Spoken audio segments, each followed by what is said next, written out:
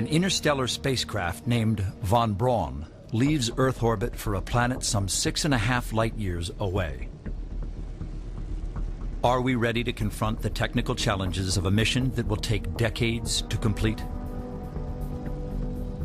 To find out, a team of top scientists, engineers, and artists create a virtual mission to Darwin IV, fourth planet in a binary system called Darwin. Today, we search for planets like Earth through telescopes. The Darwin IV mission simulates the next giant step, the unmanned quest to find life beyond our solar system. The Von Braun is roughly the size of a nuclear attack submarine and travels at 37,000 miles per second, 20% the speed of light. The metal composite nose shield that protects the ship is cratered by collisions with space debris accumulated during the 42-year journey to Darwin IV.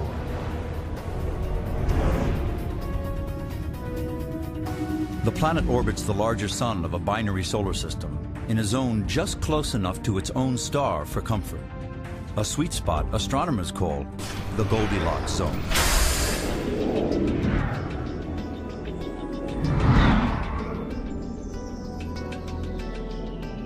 The Von Braun's first priority is to call home. A digital message will be sent through a laser beam, but the limits of time and space impose a roaming charge for long distance.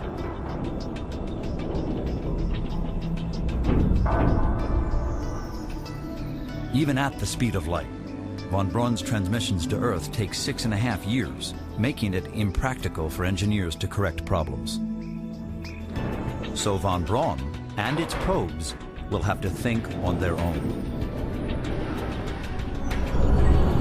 The first phase of the mission is to deploy the Darwin Reconnaissance Orbiter, or DRO. Images surge through the DRO's camera lens. Infrared, radar, and visible light pictures reveal an equatorial mountain range and vast plains swirling with weather systems. Darwin IV has no oceans, just a small blue sea. Von Braun's computers sift through thousands of destinations before selecting the one landing site with the most to offer.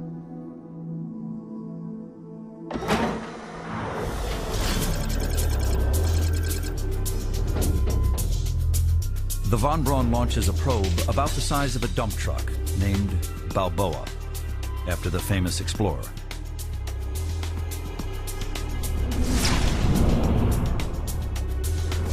Barlowe enters Darwin's airspace as our first ambassador to a pristine alien planet.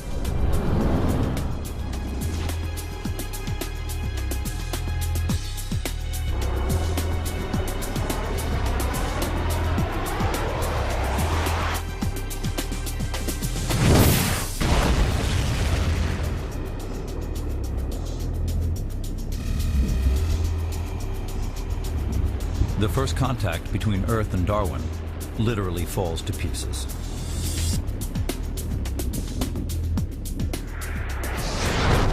But the planners of the Darwin mission have prepared for just such a scenario.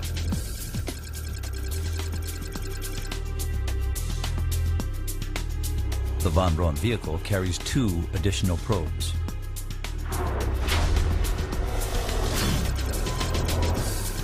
Probe Leonardo da Vinci is nicknamed Leo.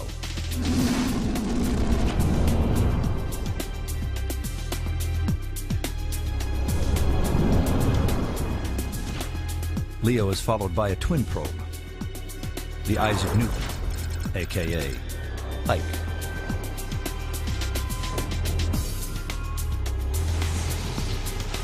The probes enter the atmosphere just like the space shuttles do on Earth. The final approach is a lazy S pattern to burn off excess speed before landing.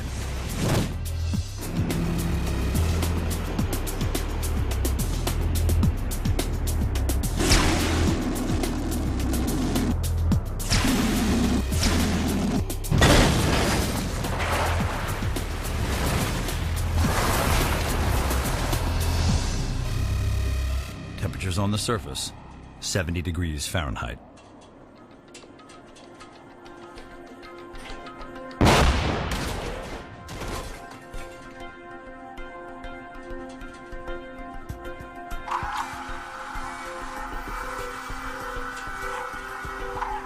Leo is first to land and emerge from his vehicle.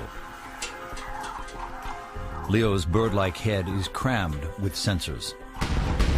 Driven by protocols embedded in his software, Leo confirms that Ike's landing is on track and sends a status report to the Von Braun.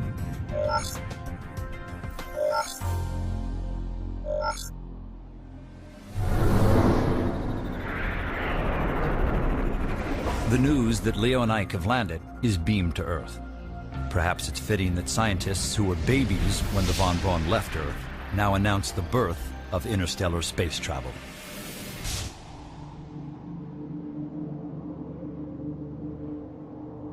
Leo's first assignment is to recon a region studded by tall, mysterious, gourd-like structures.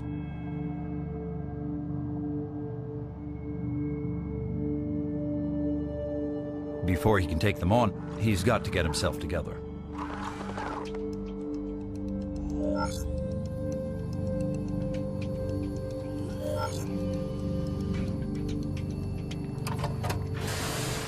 Darwin IV's atmosphere is drenched in water vapor, a free source of hydrogen, which Leo converts to inflate a large bag on his back.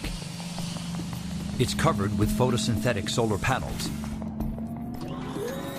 The array turns a green hue as an algae-like material within the cells generates energy from Darwin IV's two suns.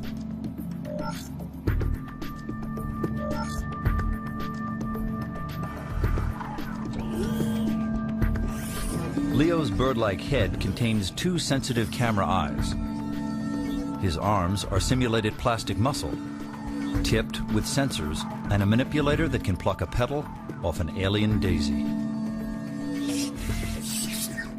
Thrusters on pivots push him along at a top speed of 30 miles an hour. Leo senses movement in his side-scanning radar.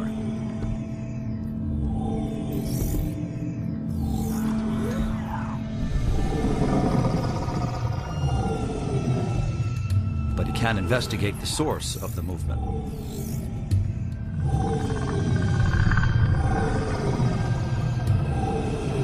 His artificial intelligence isn't programmed for it at this point.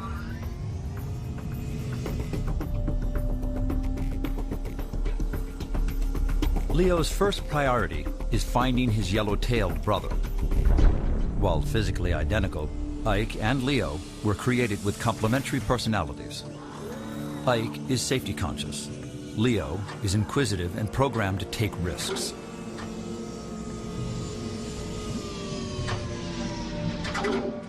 Their artificial IQs are roughly those of 4-year-old children. Their missions can be redirected by the Von Braun supercomputers at any time.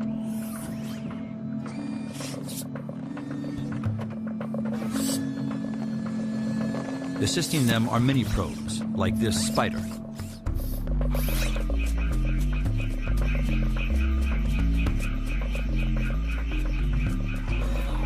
It's designed to explore places too tight or dangerous for Leo and Ike. The data they collect is transmitted to the Von Braun for analysis. Camera discs serve as high-speed scouts.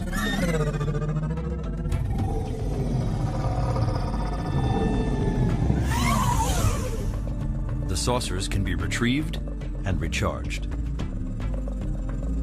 Radical changes in Darwin IV's weather could tear the probes to shreds. So Ike and Leo deploy an early warning system. Small weather balloons monitor the atmosphere. It's now time for the last diagnostic check. Should Ike or Leo confront intelligent life, they'll present a calling card in the form of a hologram.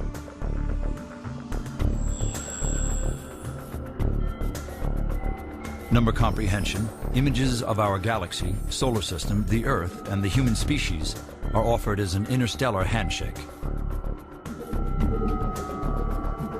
Leo has sensed something again.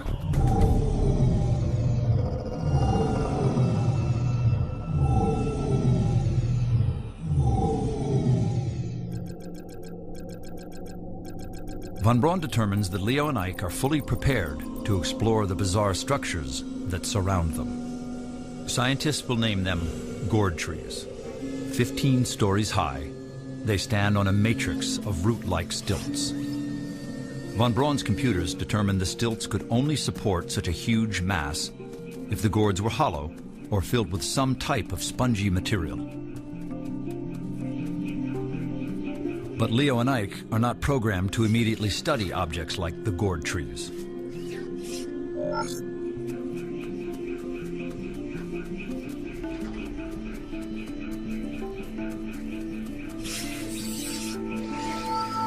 Some astrobiologists predict the only alien life forms we may stumble upon are microorganisms, and the probes are designed to study them. Leo is programmed to search for them in the first puddle of water he finds. A microcosmos of single and multiple cell life forms fill his sensors. But Leo is about to discover that life on Darwin IV comes in many sizes and many faces.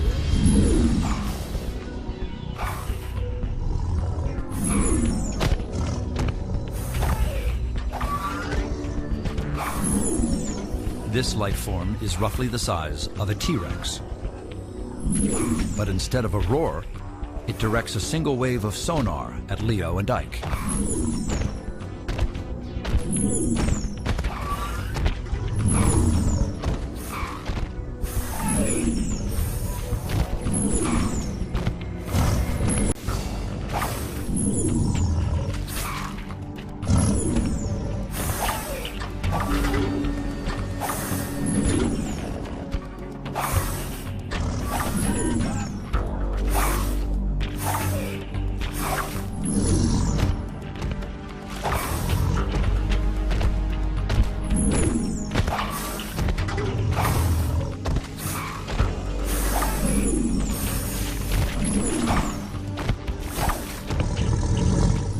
Its eyesight may be less evolved than large life on Earth.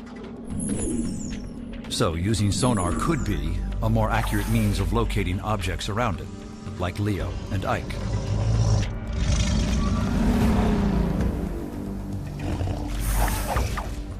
Splotches of bioluminescence cover the creature's back. Astrobiologists could call this creature the arrow tongue.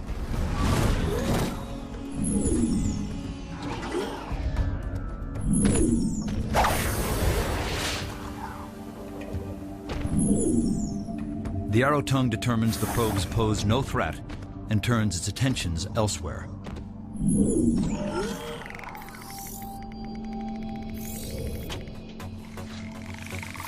The gyrosprinter is a two-legged vegetarian about twice the size of an African antelope. Arrow tongue reveals itself as an ambush predator, capable of great bursts of speed. As predator and prey hit speeds of 40 miles per hour, the probes are left in the dust.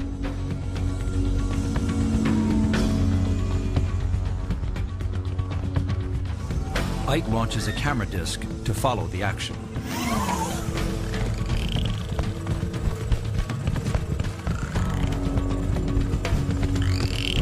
The arrow tongue commands the road like a semi-truck, but the gyrosprinter corners on a dime.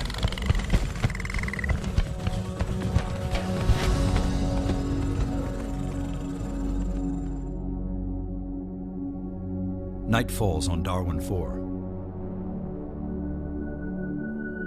Scattered bands of bioluminescence rake the surface like some kind of alien landscape lighting.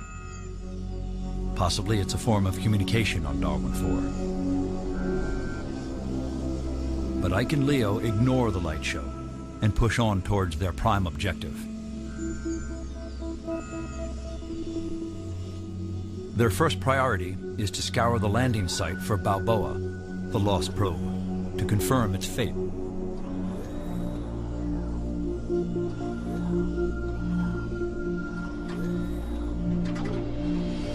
The Darwin mission now depends on just 2 intrepid probes with the intelligence of preschoolers. Images of the Barlowe and of large life forms taken by Ike and Leo are evaluated by the Von Braun. Its supercomputers now make important adjustments in the programming of the two probes. The probes are directed to split up. Leo will hunt for Darwin's larger creatures, while Ike explores ecosystems and life forms that resemble plants. As Leo's quest begins, he flies over a geothermal vent. Here, he'll top off his gas bag with some hydrogen from the mist.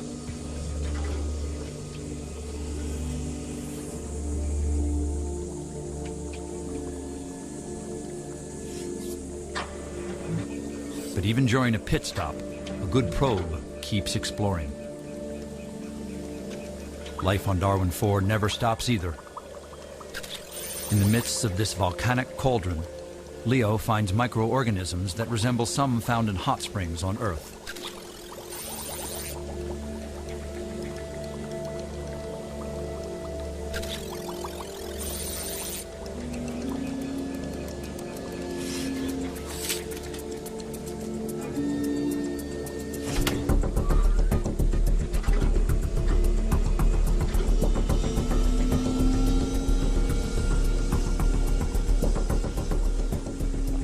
As Leo looks for big game, his twin probe, Ike, explores a small, isolated forest.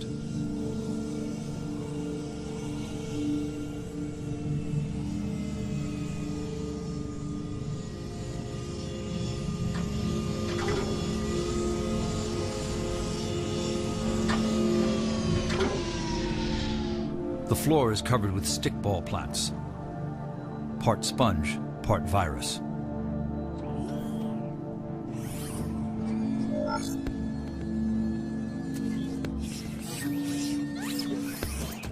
Giant molds called Darwin tomatoes rise from the dense soil.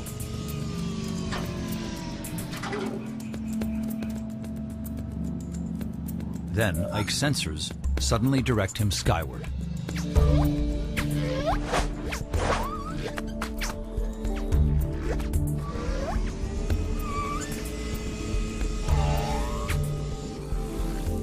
Called trunk suckers, they cling to these plaque-bark trees, sucking nourishment from the nutrient-rich layers just beneath the tough outer shingles.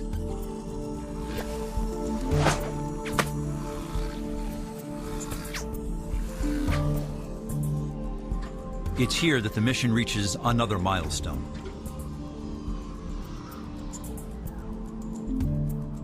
After seeing life everywhere, Ike gets his first glimpse of death on Darwin IV. But death from what?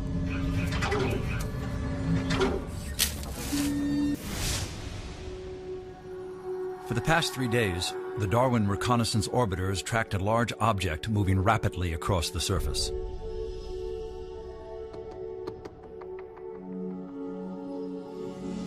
Leo has been ordered to investigate what mission scientists call an object of interest.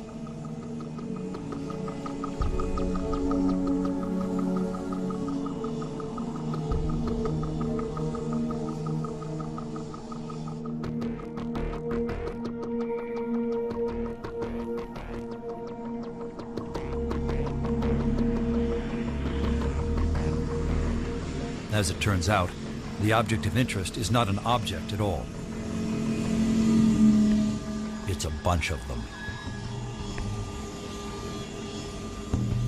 Leo locks onto a herd of creatures called unks.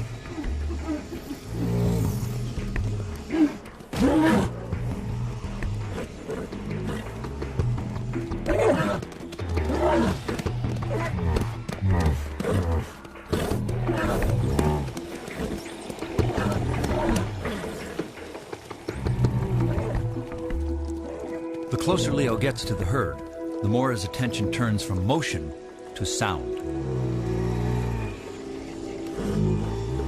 Unks have nostrils and lungs, but they also inflate secondary air sacs on both sides of their bodies. Unks are named after the sound they make when they exhale through their dorsal vents.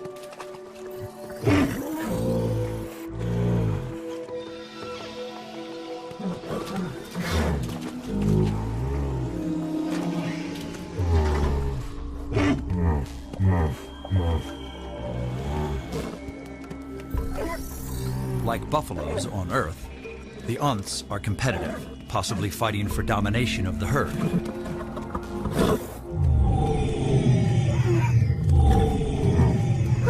Something spooks the herd.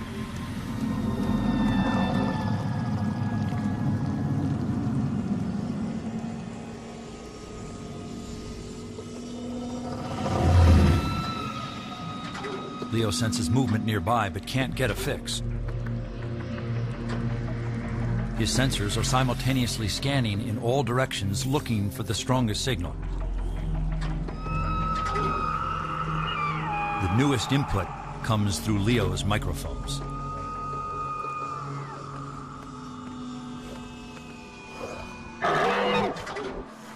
A pair of bladder horns compete.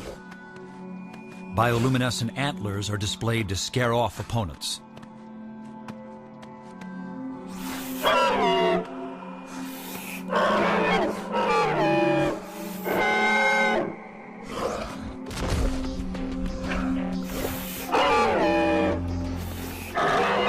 The racket from this duel might have spooked the Unths.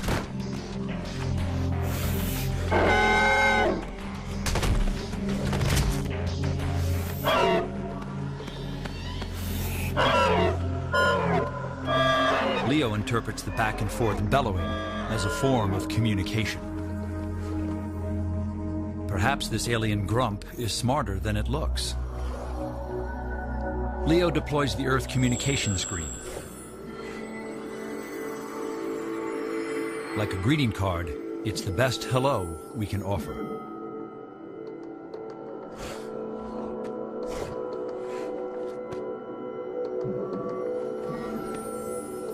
But if the bladderhorn is saying anything, it's probably telling Leo to get lost.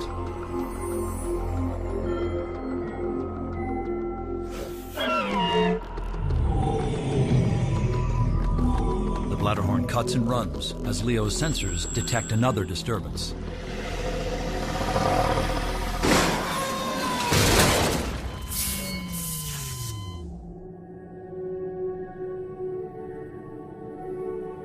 For the next 24 hours, the Von Braun makes several attempts to communicate with Leo, but gets no reply.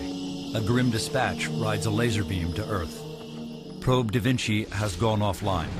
Cause unknown. Unless he resumes transmitting again, Leo is virtually an invisible dot on a vast alien landscape. Leo's twin probe, Ike, soldiers on. He finds another pocket forest, the living remains of woodlands that thrived until Darwin's oceans evaporated and the climate changed.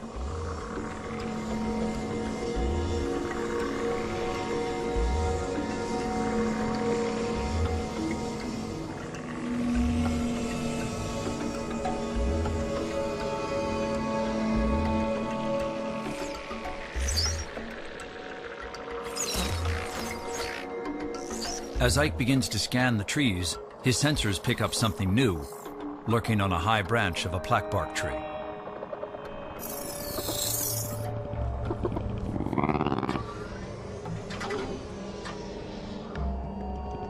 Scientists will call it the dagger wrist for good reason.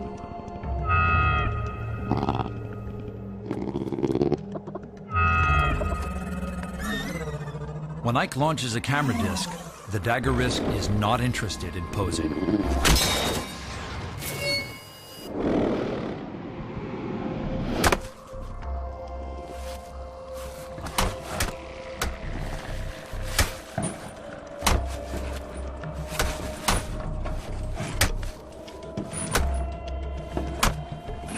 The dagger wrist's forelimbs sink so deep, the nutrient-rich sap bleeds to the surface.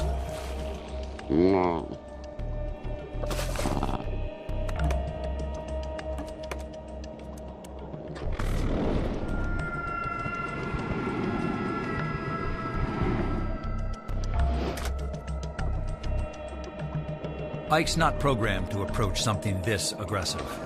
That was Leo's job.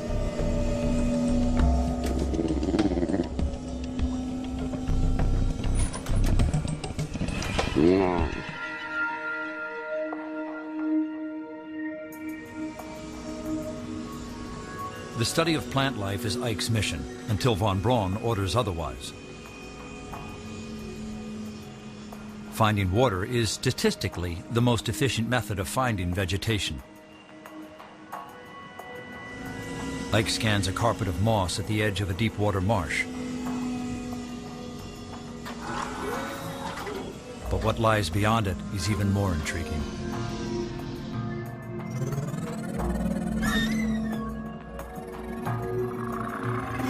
Ike surveys 3 odd mounds covered with saplings. But appearances are deceiving on Darwin IV.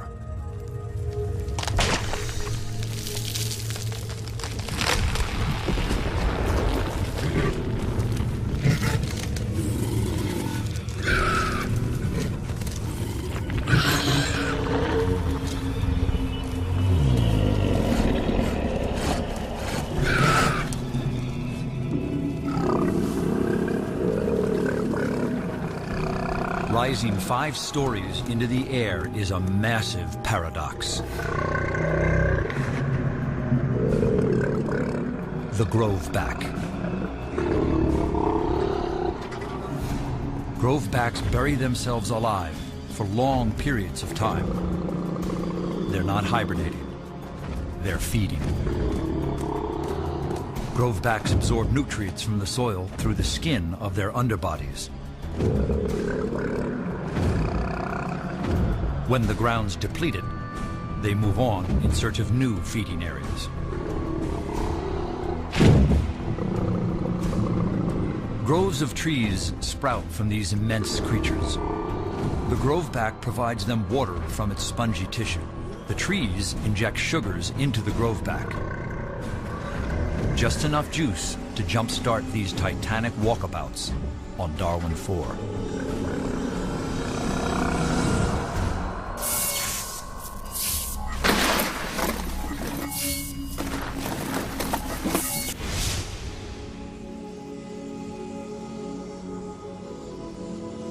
As Von Braun tries to get a fix on Leo, his twin probe, Ike, moves deeper into the foothills of Darwin IV.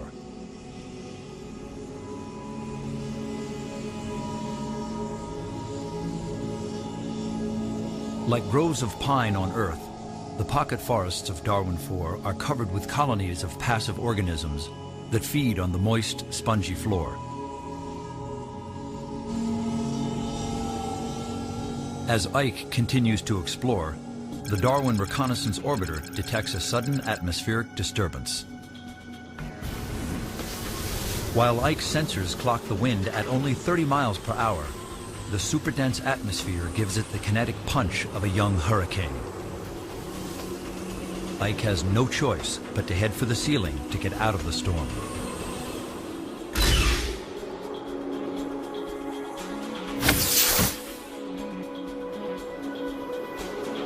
Ike fires a salvo of weather balloons to sample the currents of the unexplored upper atmosphere. Unlike the Earth, where storms are fed by great oceans, Darwin IV's airspace is a shifting maze of thermals rising from hotspots created by the 2 suns. The power of passing storms present a new and potentially lethal threat to the mission.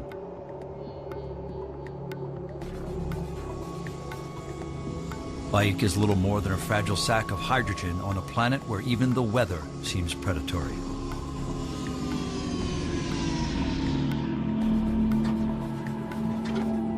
But for now, it's back to the business of discovery.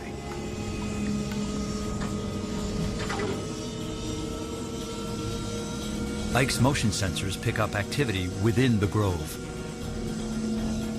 Not on the ground, but in the air.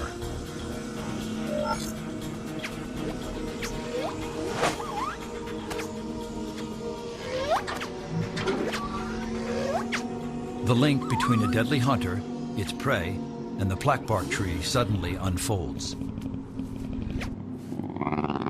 The dark king of the pocket forest fills in the missing pieces of a predatory puzzle.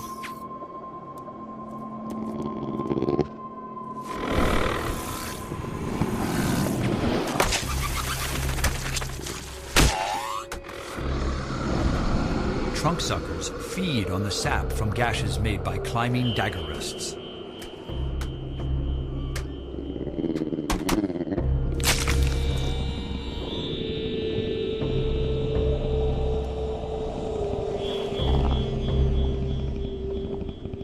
Ike's data confirms that dagger rests extract the pre-digested material from the corpses of their prey. A gruesome but energy-efficient survival strategy on Darwin IV. The weather on Darwin IV is puzzling. 130 days have passed since Ike began his survey, and never once has it rained.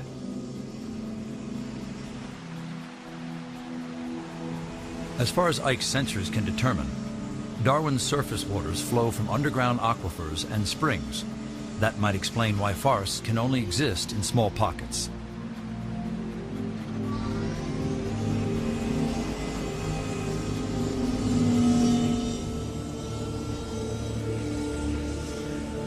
Ike takes his survey to a high meadow where his side-scanning radar detects some new blips.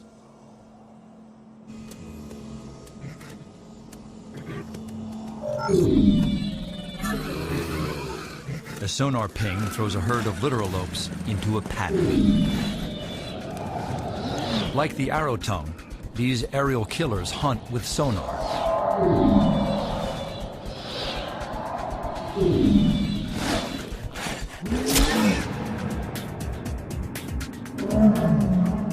No creature on Darwin IV is safe from the lance of the flying skewer.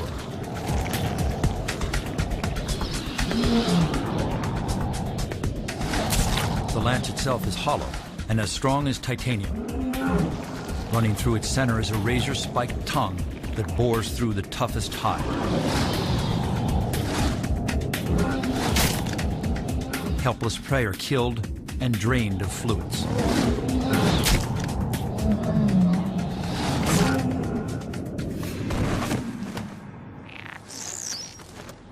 Scavengers, called jet darters, feed on the rest.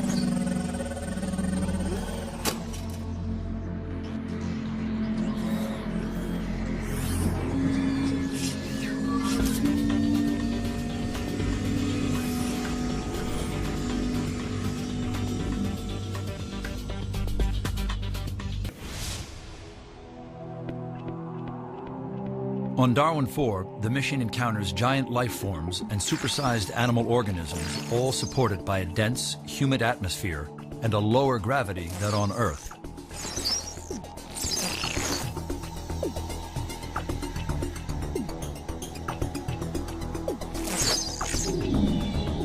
Ruling the skies are falcon-like predators called skewers. Aerial life forms that travel and hunt in pairs. Skewers maneuver by changing the shape of their 50-foot wingspans. But it's not their wings that actually propel them. Skewers create methane gas internally and combust it in 4 jet-like pods.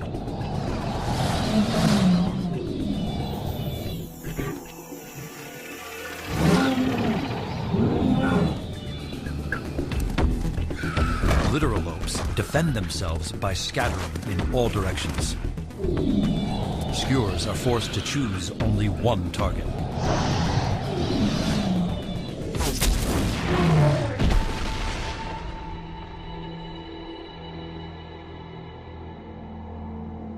Darwin's aerial predator is literally knocked from the sky.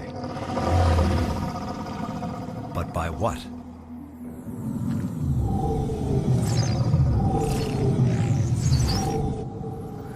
High above the foothills of Darwin's equatorial mountain chain, Ike's sensors detect unusual bursts of energy.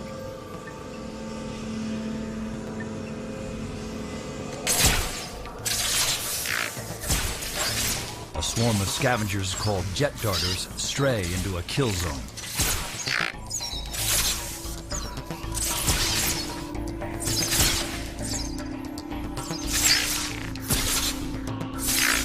What looks like a colony of oversized mushrooms is a deadly maze. Ike's programmed to gather more data to learn how it works.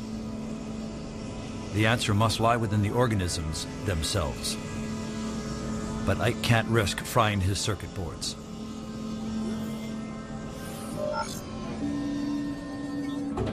A mini-probe is the only expendable option. The crawler will look for the power source from below.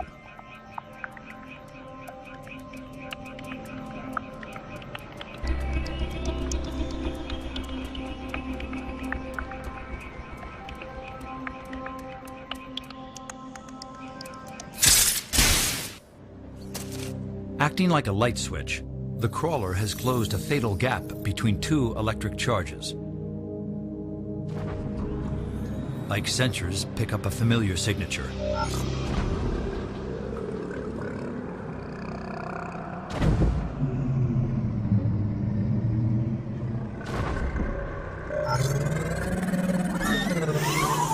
Just walking on Darwin IV is a hazardous undertaking.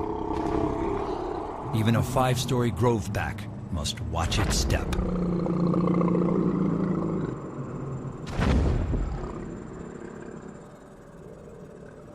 A colony of beach quills launch an assault on a careless Groveback.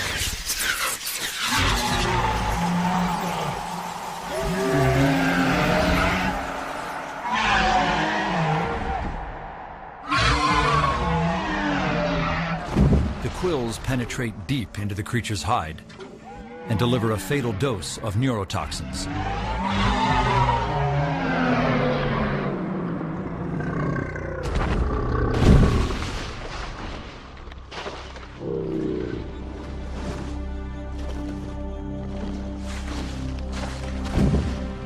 The beach quills consume the Groveback alive.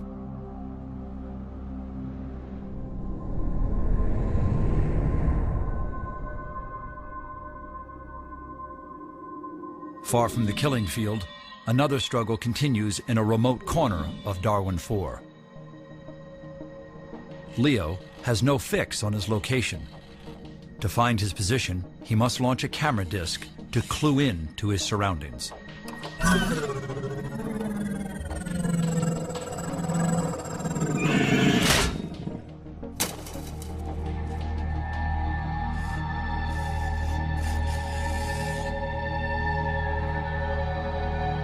Leo's last transmission allows Von Braun's supercomputers to plot his location. Ike is roughly 200 miles away from Leo as he continues his survey of the foothills. Badlands encrusted with ancient lava fields are covered with lichens and low vegetation.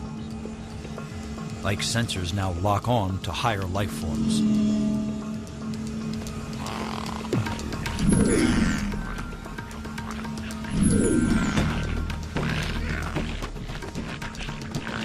Like alien ghosts, they seem to come from everywhere.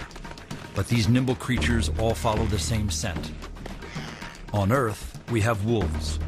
On Darwin IV, they're called prongheads.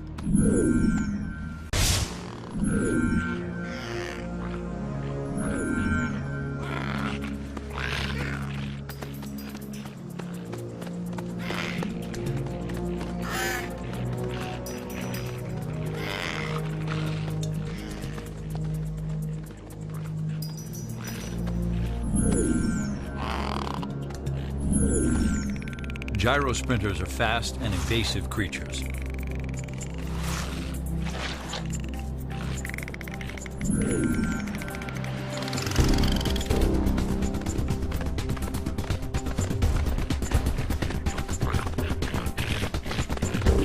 But prongheads know how to run interception.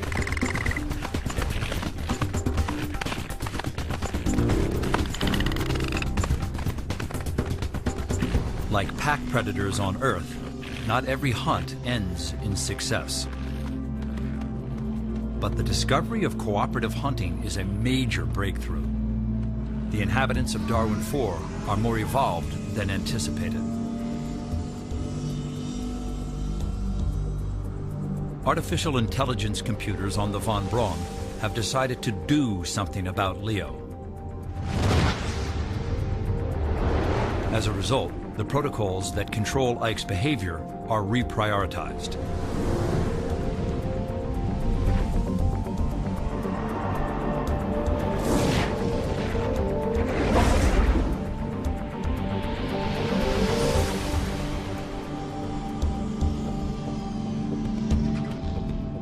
Ike is ordered to break off his survey immediately.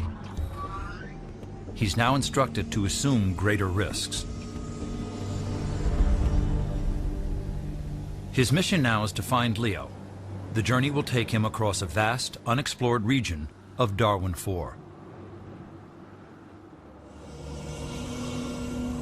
Based on data from the reconnaissance orbiter, Darwin's oceans evaporated millions of years ago, transforming the air into a dense, oxygen-rich blanket.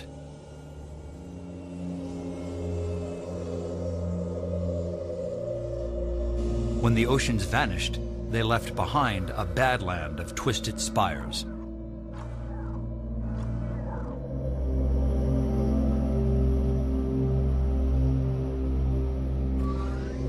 Over the eons, some have grown a mile high.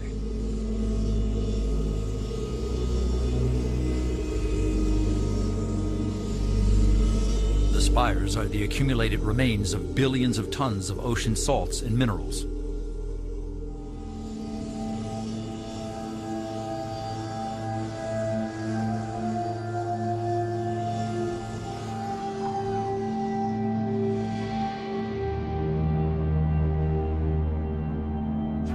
Ike identifies a new object of interest,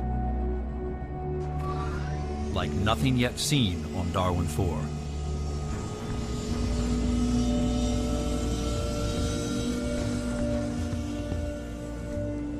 The curved formations don't mesh with the environment.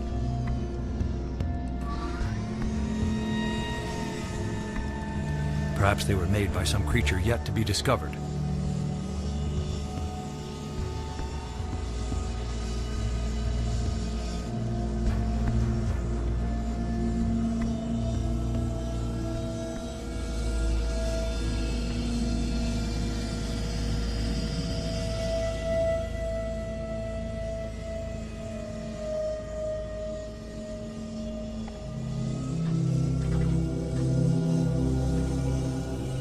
While Darwin lost its oceans, it still maintains a sea roughly the size of Texas.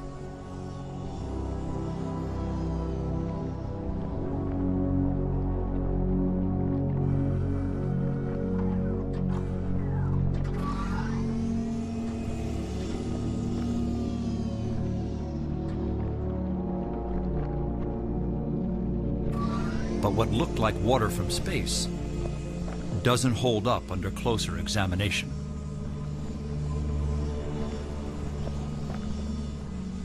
The water's edge looks like a thick sheet of gelatin, surrounded by great spires of salt.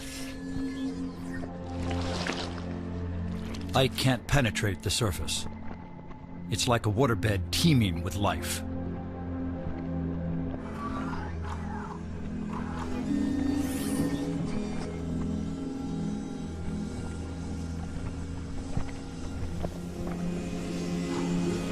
What looks like a sea is actually a vast colony, a matrix of symbiotic life forms. They evolved as the oceans evaporated, trapping seawater within their transparent membranes. The Von Braun has calculated that crossing the amoebic sea is the quickest way to reach the site of Leo's last transmission.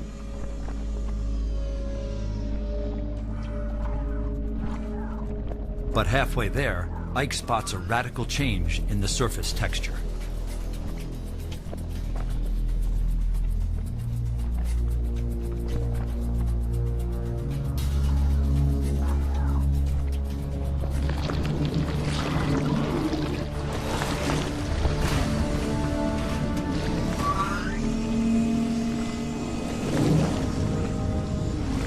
The amoebic sea suddenly behaves like a gigantic predator that preys on low-flying game.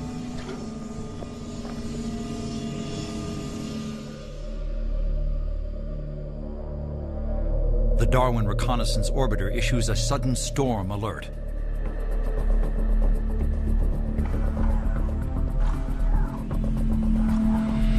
A wall of debris is closing in at high speed.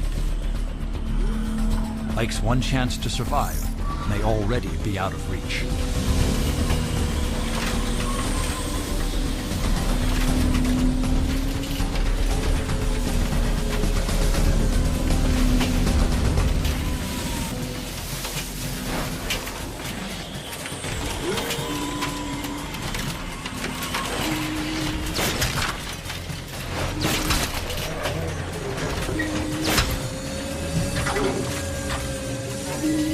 could have run from the storm by rising above it.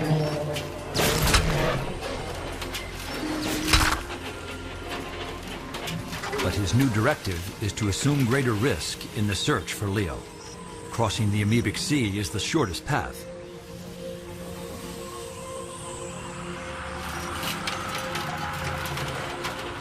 Ike's sensors detect a huge disturbance. But it's not the storm.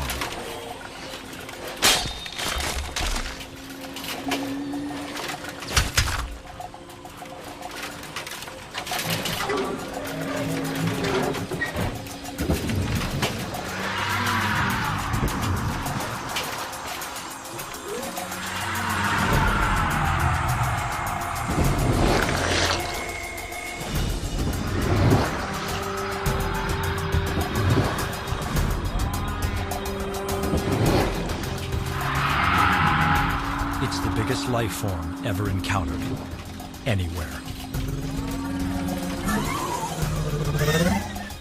The Sea Strider is 7 stories tall.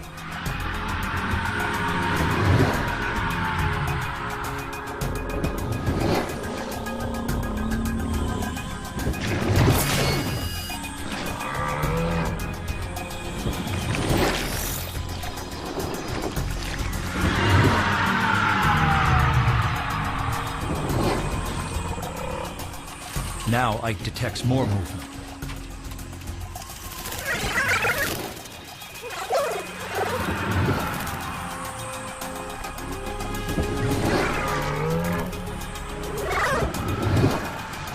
The flyers seem to orbit the Strider, attracted to an energy source just beneath its mouthless head.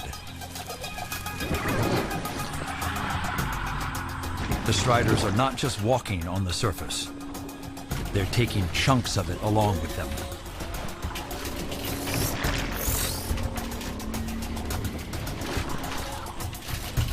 The storm ends as suddenly as it began. The Striders are heading the same direction Ike must take to reach Leo. So Ike will tag along and gather data on the alien giants.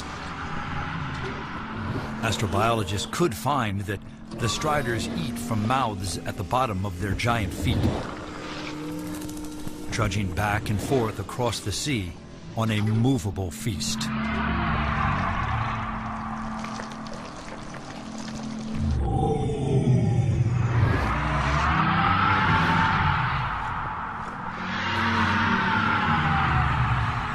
Something's disturbed the Striders, but quickly vanishes from Ike's sensors.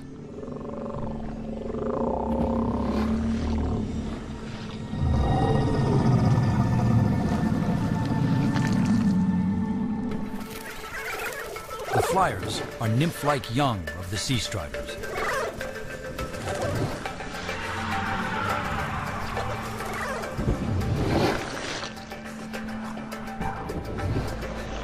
They have a relationship to the sea as well.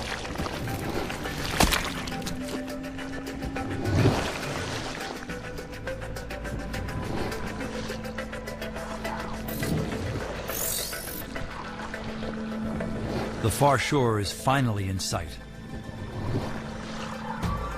Here, the peaceful giants of Darwin IV make a U-turn.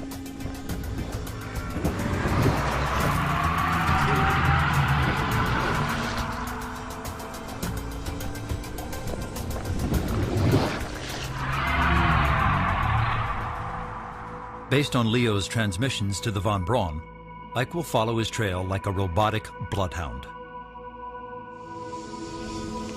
Within hours, Ike nears one of Leo's last reported locations.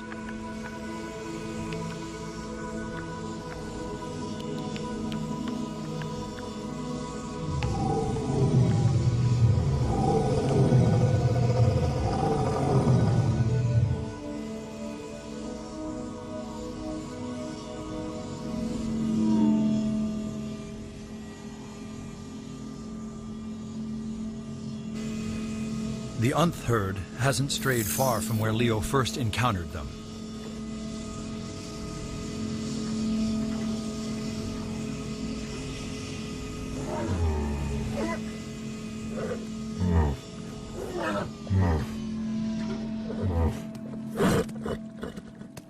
An adult makes ruts in the ground. Perhaps the patterns found by the spires were created by a herd like this one.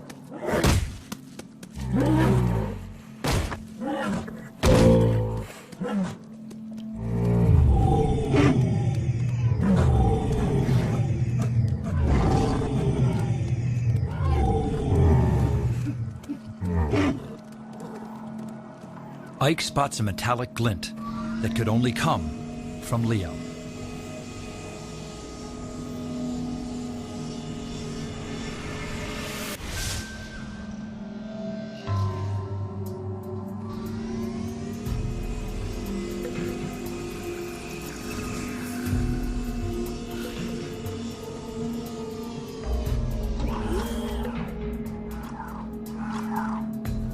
It's not the camera disc that stumps Ike's computer.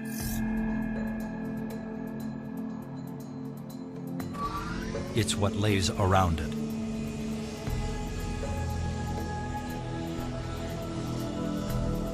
Ike is unable to determine if something actually built this site.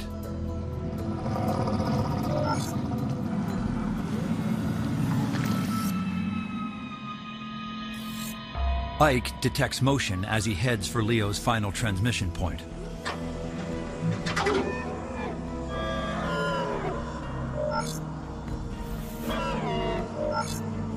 The bladderhorn still defends the same piece of turf.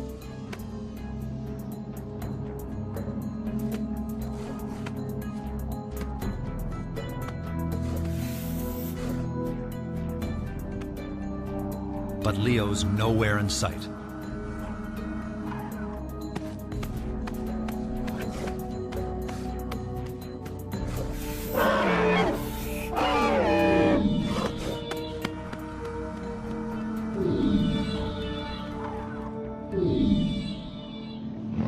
There's no place to run and no time to hide from Darwin's deadliest predator.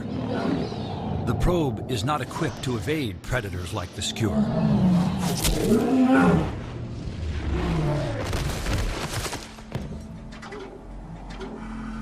But that's not a problem now.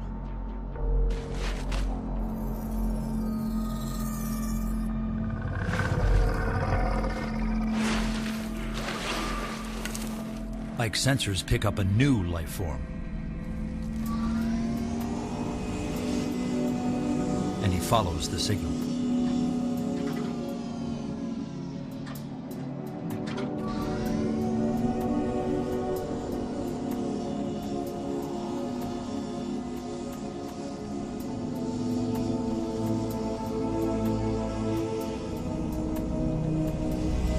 The skewer has disappeared.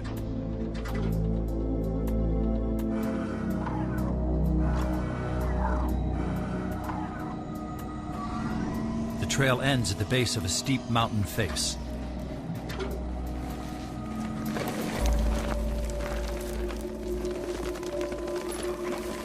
Or does it?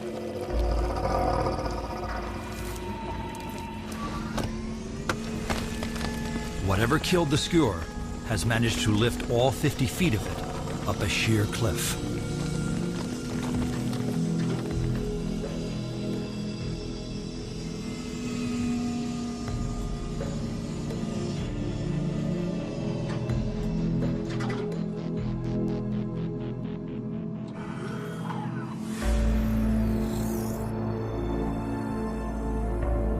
Ike senses no movement, no transmissions coming from his twin probe, Leo.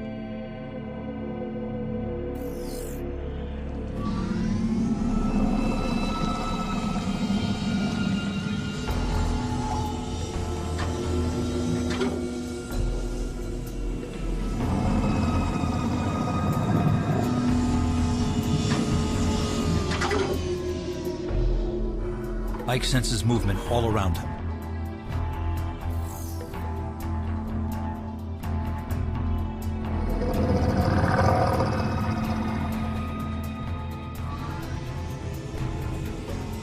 Suddenly, movement is detected from Leo's direction.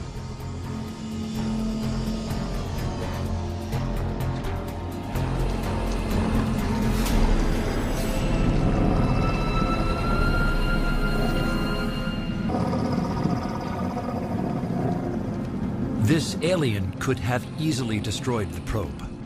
Instead, it waits for Ike to make the next move.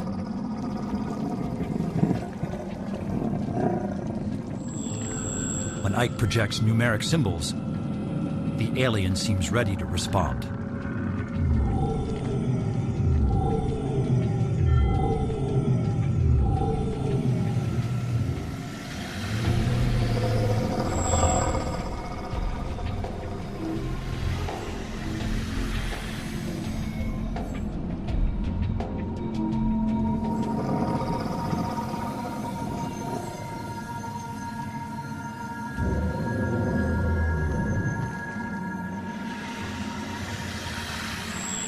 Part 1 is a test to determine if this alien creature can conceptualize and is therefore intelligent.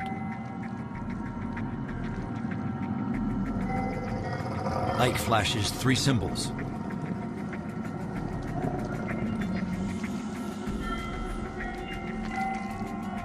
The alien responds correctly with 4 flashes. This response triggers Ike to deliver the rest of the message.